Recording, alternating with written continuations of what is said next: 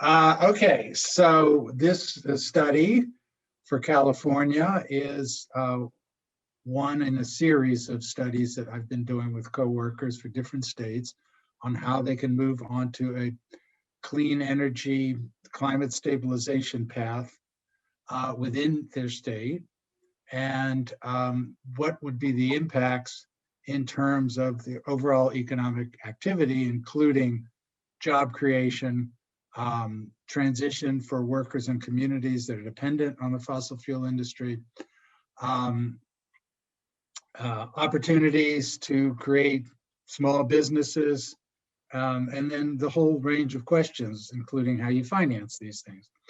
So this one for California is important because it's California. As you know, California being the fifth largest economy in the world, if it were a country. And so secondly, California is important because among the US states, and really if you treat it as a country, they've really gone further than any place else in terms of really moving onto a climate stabilization path. So this study that we've done really picks up on the standards that are already in place in the state. And it shows how they can achieve these standards, the standards being somewhat more aggressive than the Intergovernmental Panel on Climate Change, which is to cut emissions by 50% as of 2030, 8.5 years from now, wow, and to be at zero emissions by 2045, which is more aggressive than the 2050 target that really is the global target. So that's basically the program. Another, I would say, to me, exciting feature of this, it was commissioned by different labor unions. Of course, we wrote our study independently, but it's been formally endorsed by 19 labor unions. So as far as I know, it's the first time. I've done other studies that were supported by AFL-CIO leadership and so forth, but this is the first time that the broad labor movement in a state, and in this case, the state of California, has formally gotten behind this program. So this is a state, as we all know, with a Democratic governor, 2/3 Democratic majority in both houses of the legislature. What will it take for this to become law? What has to happen next? You know, the state of California is already on record. Governor Jerry Brown in 2018 set the emission reduction standards. Governor Newsom has affirmed them and has gone further in saying that they're going to hit, they're going to ban fossil fuel burning automobiles by 2035, 100% electric vehicles. So they are certainly in the mode of achieving this. Now, what they have to do, I mean, substantively, what they have to do is stop burning oil, coal, and natural gas and build up the clean energy economy, and that's going to take investments. So our study, we estimate the investment level for clean energy, if we add up investments in energy efficiency and add investments in renewable energy, is about $75 billion per year for the next decade in order to hit this intermediate 2030 target. So that's about 2.1%, about 2% of GDP in California. So it's eminently feasible. If you do that, you're going to create about 400,000 jobs in this throughout the state, and the jobs are across the board. So we document that in this study, the range of jobs. So all kinds of construction jobs, but also jobs in manufacturing, jobs in administration, jobs in transportation. So you're going to get about 400,000 jobs. The other part of the study, we also look at investments, the other part of, let's say, the Biden program, the Biden American Jobs Plan, infrastructure, agricultural restoration, land restoration, agricultural extension.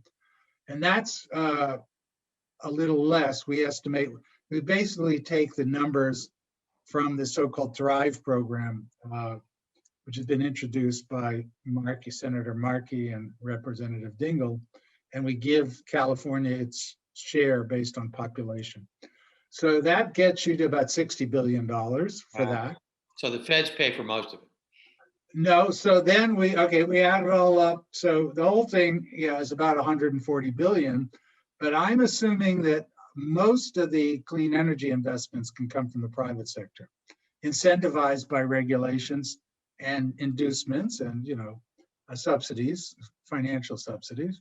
So I'm saying the whole thing, 140 billion, about 50% public spending, 50% private spending.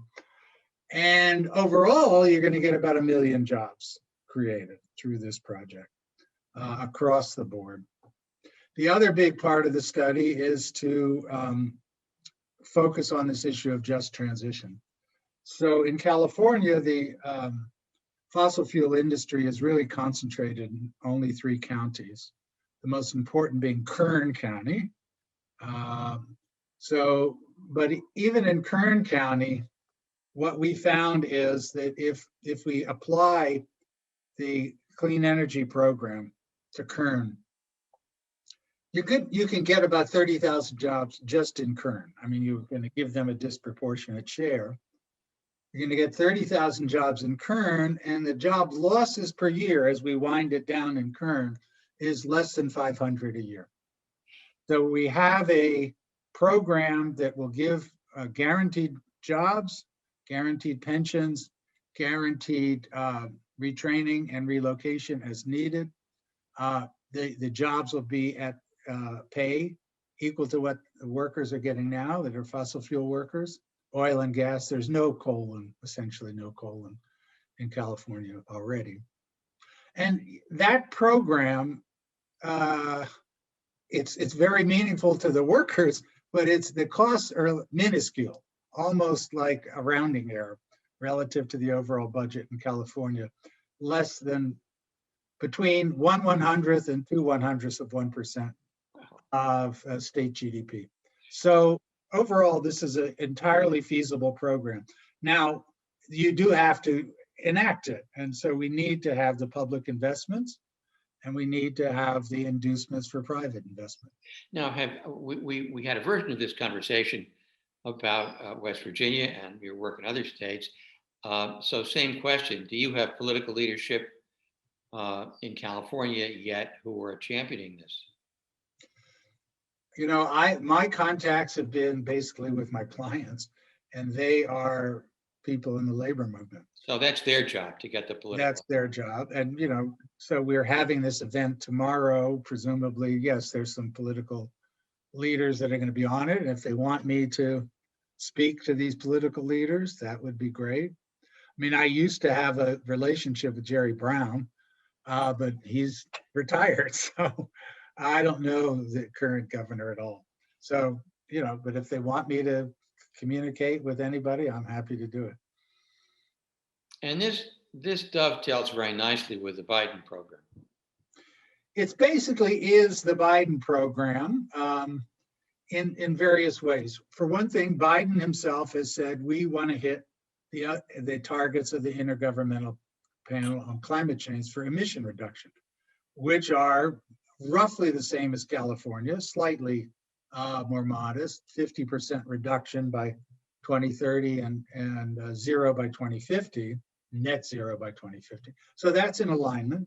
In terms of the American Jobs Plan,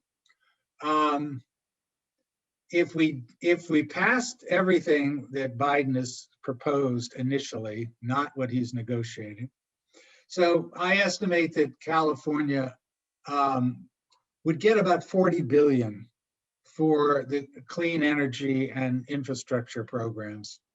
And I'm saying that we need 70 billion of public money to be matched by 70 in private. So we would get about 60% of the way there in terms of public money. Now, the other 30 billion would have to come from the state. Again, if the state can borrow at 2% now or less. that is going to be $600 million a year in debt service, which again is minuscule Well, and relative. they have more money than they know what to do with right now. That's right.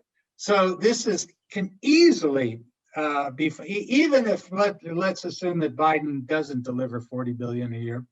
Let's assume they deliver. Something's gonna pass. I mean, you've been writing a lot about it.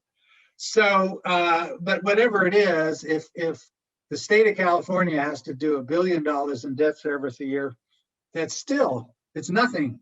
It's, again, a little more than a rounding error for the state. So now is the time to do this. They've been talking about it. All the Democrats have been in favor of it. We've laid out a program. They've got the union movement behind it. Obviously, they have environmentalists behind it.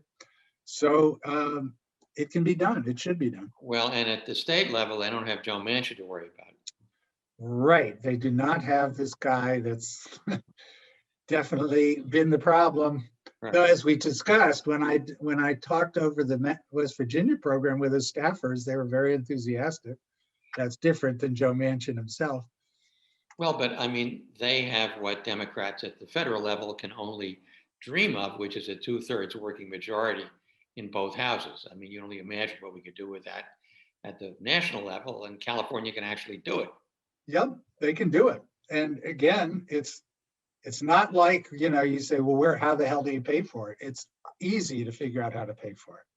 And, they've been gearing up for this for decades, really. But now, we have a lot of programs that are, specific policy initiatives. But what they haven't got is to map, here's the program to this much emission reduction. So in my study, I go the other way. I say, this is how much you say you're going to get in terms of emission reduction. Here's basically how you have to do. You have to stop burning fossil fuels and, and transition your agricultural system more towards organic. And that's what you have to do. And now, what are the programs that will enable you to do it? A lot of them are already in place in writing. You just they have to be more robust. There has to be more money. The regulations have to be enforced. Now, have you calculated on a revenue basis or on a multiplier basis or on the basis of money saved by other government outlays, what the net benefit is from the million new jobs created? So no, I mean, we have we assume a growth rate for the economy, and more or less I treat that as we call an exogenous variable, which is as opposed to some of the other models which say, oh, well, if we're going to do this clean energy investment and transition out of fossil fuels, it's going to slow growth. I assume that there's no reason for it to slow growth because the costs of the clean energy are lower. So if anything, it will accelerate growth. Plus, we're expanding jobs. But I haven't done the full macro model. But I mean, almost by definition, if you're creating 1 million new jobs, that's going to produce some economic benefit, depending on what your assumptions are. Well, the million jobs includes the multiplier jobs. Right. So so it's more or less, I forget, but it's more or less 600,000. The direct spending on these programs will create activity in the programs, like putting solar panels on roofs. And then you have the supply chain. So the supply chain and the direct activity is about 600,000 jobs, 650. And then the others are the multiplier effects at the level of jobs. What's not to like? Who's opposed to this? There's, I don't see why anyone should be opposed to it. And, they have a depth in California that, there's been other studies. They're not as quantitative as mine, but there've been other good studies. There's been things passed. All the political leadership has more or less gotten behind this. Jerry Brown, was insistent this was his primary focus. This is something also that Newsom got behind immediately.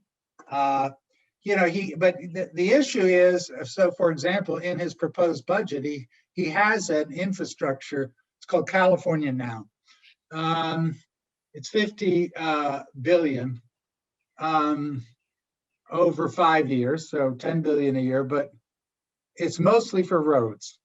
So the amount that would go to anything to do with the environmental, climate transformation is just not enough. The rhetoric is there, the framework is there, but instead of saying we're going to spend 3 billion, we've got to somehow get it up to 70. And if Biden comes through with 40, they have to deliver 30, and then the private sector will deliver the other 70. That's more or less it. Okay. Well, great stuff. Thank you. Yeah. Okay.